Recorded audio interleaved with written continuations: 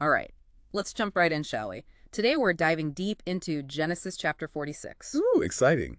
It's all about family, faith, and a huge journey into a whole new world. We're talking about ancient Egypt, tough decisions, and how a nation got its start all packed into just one chapter. Sounds like we've got a lot to unpack. We do. It's like a puzzle, right? It is, kind of. Uh, We've got all these clues in the text. They tell us about family history and stuff, but also about the culture back then, their religious beliefs, and even the very beginnings of an entire group of people. I like that. It's like a detective story almost. Right. So picture this. Our main guy in this chapter is Jacob, and he's making a massive choice to leave Canaan, the land God promised him, Wow. and he's heading to Egypt. Can you imagine what must have been going through his mind? That's going to be a huge leap of faith. It's a massive decision, Yeah. definitely, and driven by some powerful emotions, don't you think? Totally. Think about it. He's leaving behind everything he knows, the land where his ancestors are buried, where he's built his life, everything. And he's going to a place that's totally different. Mm. Different customs, different gods, a whole different way of life. Yeah, like going to a different planet almost. Yeah. And the chapter doesn't just breeze over how serious this is either. It actually mentions Jacob making a stop at Beersheba to offer sacrifices to God. Oh, I see. So it's like he's looking for guidance, right? Right. Wants some reassurance before he takes this massive step. Exactly. It ties right back to the agreement, the covenant God made with Abraham, that promise that gets passed down through generations. Right. And you got to remember, back then, sacrificing animals, that was a huge deal. Oh, yeah. The ultimate act of showing devotion, a way to ask for God's blessing, his favor. Jacob's not just packing his bags, He's realizing how big this choice is. Yeah. And he's seeking that divine blessing before he heads into the unknown. It makes you think about those times in our own lives, right? When we face huge unknowns. Yeah. Those moments where it's like, do I stick with what I know? Or take a risk? A leap of faith? Exactly. And this text reminds us, doesn't it, that looking for guidance, whether it's through prayer or meditation or even just talking to friends you trust, it can be so powerful, gives you strength, and helps you see things more clearly when you've got these big choices to make. So it's not just Jacob on this trip. Genesis 46:6 says he went to Egypt with all his seed, which sounds, I don't know, a lot more poetic than just saying like all his kids and grandkids. Right. But it's deeper than just fancy language, isn't it? Oh, so much deeper. That word seed, it's packed with meaning. Mm-hmm. It means not just his immediate family, but like the continuation of his whole lineage. Okay. The generations that'll come from him. I see. It's a reminder of that promise God made to Abraham, Yeah. that his descendants would be this huge nation. And then we get to what I thought was super interesting, this incredibly detailed family tree. I mean, this chapter is practically like a genealogy report. It is. It's a long list. We get names, we get numbers, like Leah's sons and daughters totaled 33, for instance. Super specific. What's the point of all those details? This seemed a little, tedious at first, right? Right. But in those ancient cultures, lineage was everything. Mm-hmm. Those lists weren't just for keeping track of who was related to who. So it wasn't just like a family tree on Ancestry.com. Right. They were about inheritance, social status. It was about understanding where you fit in the big picture of your family and community. And don't forget, the Israelites were nomadic at this point.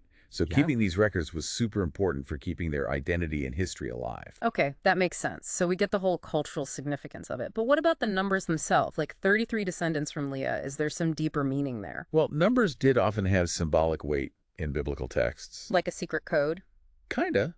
For example, 7 was associated with completeness. Oh, yeah, like the 7 days of creation. It's exactly divine perfection.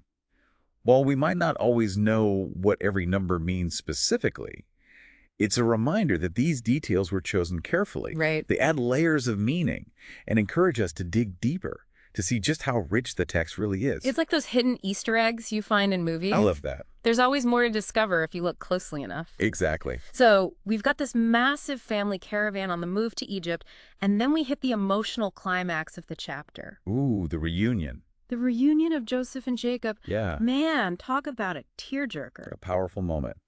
Been years since they have seen each other. Imagine all those emotions hitting them at once. Relief, joy, Right. maybe even a little guilt or regret for past conflicts. Yeah. It's a reminder of how strong family bonds are, even when they've been strained or broken. It's interesting, right? Even though it's this ancient text, that those feelings are still so relatable today. Yeah. I mean, who hasn't felt that kind of deep joy and relief when you're reunited with someone you love after a long time apart? It's a universal human experience, absolutely. Mm. And the text doesn't shy away from the raw emotion of it all. We see Joseph weeping on his father's neck. It's a powerful image. It is. Reconciliation, Mm. forgiveness, the healing power of love. It makes you wonder what kind of conversations they must have had during that reunion, right? Oh, yeah. What was it like for Jacob to see his son, who he thought was dead, now thriving in this foreign land, and for Joseph to finally forgive his brothers for what they did? I think it's a reminder that relationships are complex. We are. Families are messy. Oh, yeah. There are hurts, betrayals, but there's also this capacity for deep love and forgiveness.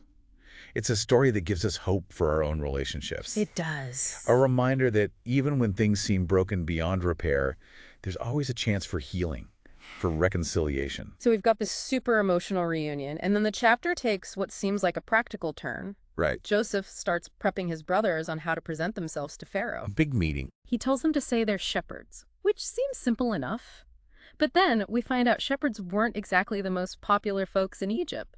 Oh, that's right. Yeah, it gets interesting there. It does. Because on the surface, it's just a detail about their job. But when you dig a little deeper, There's more to it. we uncover all these cultural and religious dynamics that were at play in ancient Egypt. Exactly. So, fill us in. Why were shepherds considered an abomination to the Egyptians? Was it just a class thing or something more? Well, think about it. Egyptian society was built on agriculture. The Nile was their lifeline. Their whole way of life revolved around planting and harvesting, the predictable cycles of it all. Right. But shepherds, they were nomadic, always on the move with their flocks. That could be seen as disruptive, Huh. even threatening to the established order. So it's like two completely different worldviews clashing, right? It is. The settled farmer versus the wandering shepherd. And you mentioned religious reasons, too. Oh, right. Certain animals were sacred in Egyptian religion. Some were even considered to be like manifestations of the gods. And remember, shepherds not only raised these animals, they sometimes slaughtered them too. Oh. So it's not hard to see how that could cause tension, even disgust among the Egyptians. Imagine if today someone started butchering bald eagles. Oh, yeah. People would be furious. Exactly. It'd cause an uproar. So Joseph, being the smart guy he is, knows he's got to be careful here. He does. He's got to find a way to integrate his family into this new society, but without erasing who they are or causing offense. It's like he's playing this high-stakes game. He is. It's a real balancing act. And it shows a lot about Joseph's character, doesn't it? Yeah. He's not just worried about keeping his family safe in the moment. He's thinking long term. Yeah. He's setting things up for them to really thrive in this new land. Even though they're coming in as outsiders with a profession people look down on. He's like playing 40 chess while everyone else is playing checkers, thinking generations ahead. That's a great way to put it. He's not just focused on keeping his family safe. He wants them to do well, to flourish. And that takes some serious planning, you know? He had to really understand this new world they were in. Yeah. So the family ends up settling in Goshen. And if I remember right, that was a pretty sweet spot, wasn't it? Oh, yeah.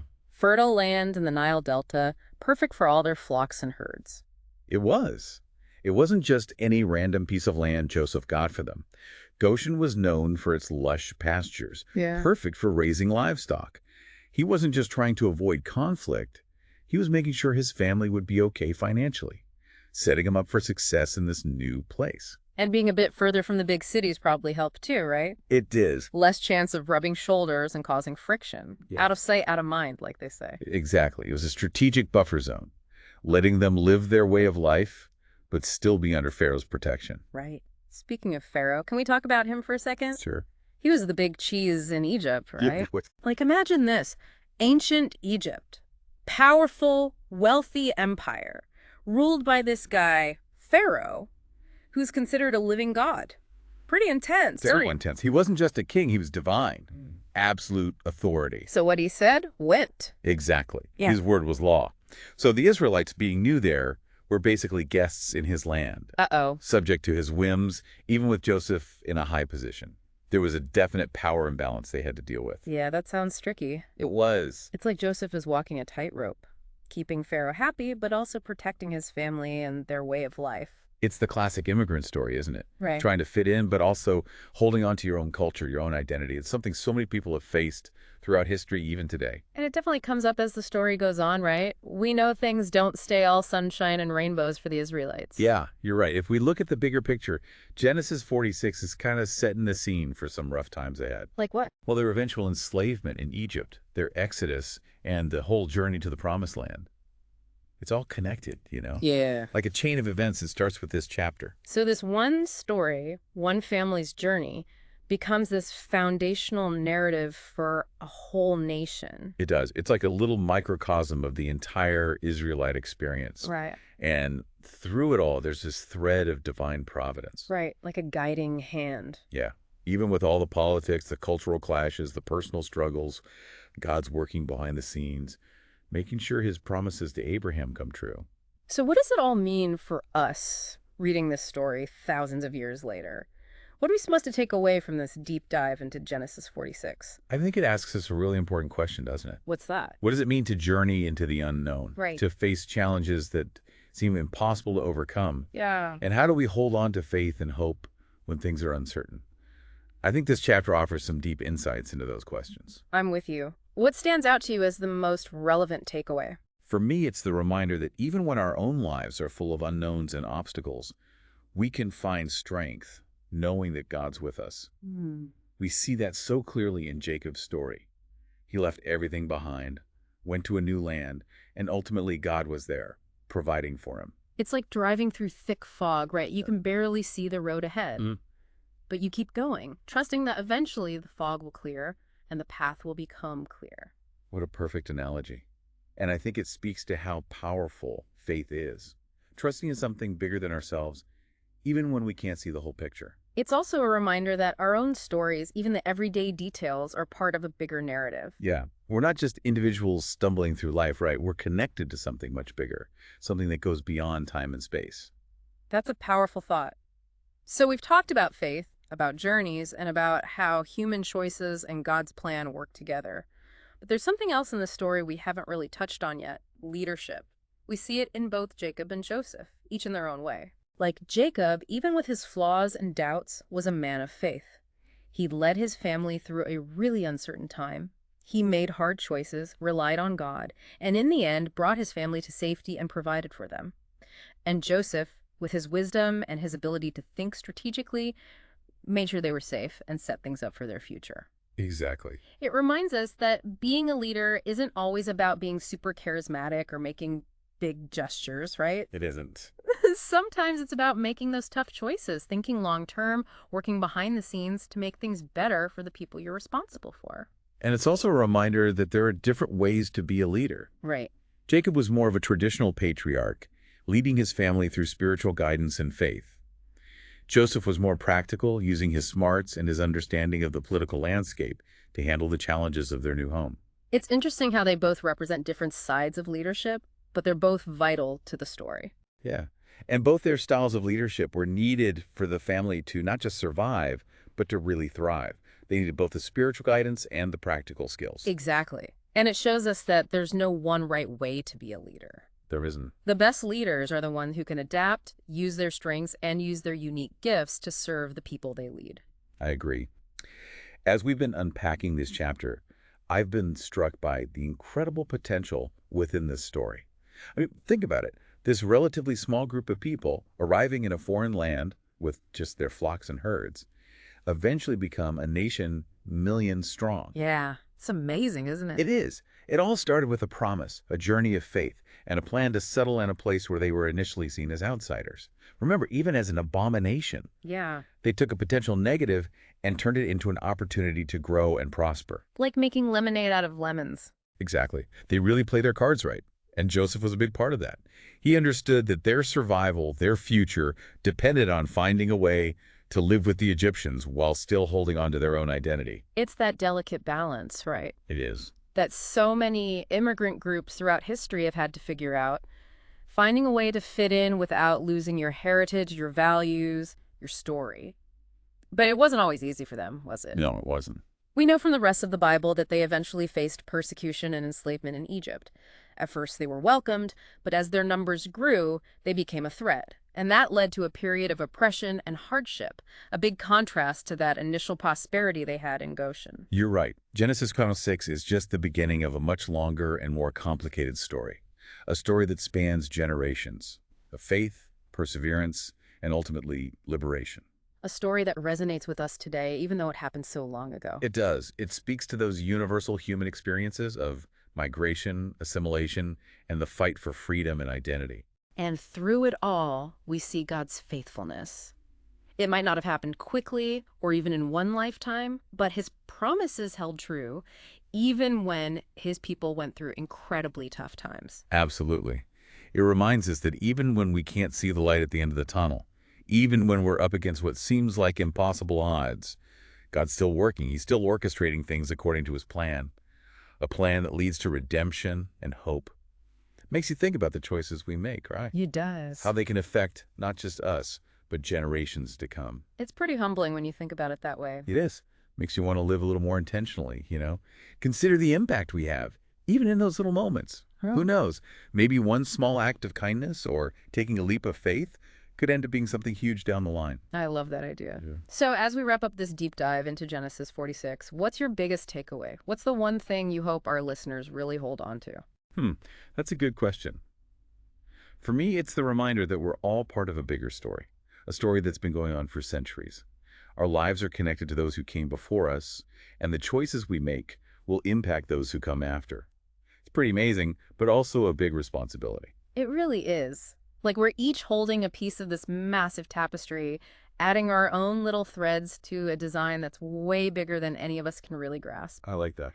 And even if we don't always see the whole picture, even if we don't understand the patterns, we can trust there's someone guiding it all, like a master weaver, bringing beauty out of all the messiness and complexity of our lives. That's a beautiful way to put it, and I think it speaks to the power of faith, right? Even when we don't have all the answers, even when things are tough, we can trust we're not alone. Yeah. That there's something guiding us towards something meaningful. So maybe that's the real message of Genesis 46. Even when things are uncertain, even when we're facing the unknown, we can choose faith over fear, hope over despair. Trust that our stories, no matter how messy or imperfect, are part of something much bigger than ourselves. You're absolutely right. It's a message that goes beyond time and culture. It speaks to what we all long for deep down. And I hope that's what our listeners take away from this deep dive, a sense of wonder, a spark of hope, and a deeper understanding of their own place in this incredible tapestry of life.